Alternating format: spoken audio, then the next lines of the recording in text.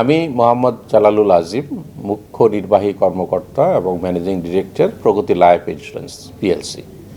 আমি ঈদুল আজহা উপলক্ষে আমাদের সকল সম্মানিত গ্রাহক, সকল শুভানুদায়ী, আমাদের শেয়ার হোল্ডারবৃন্দ, আমাদের পরিচালকবৃন্দ, আমাদের সাথে সম্পর্কিত প্রেস, ইলেকট্রনিক, ডিজিটাল মিডিয়ার ভাই বোনবৃন্দ, আমি সকলকে জানাচ্ছি ঈদুল আজহার উপলক্ষে ঈদ মুবারক।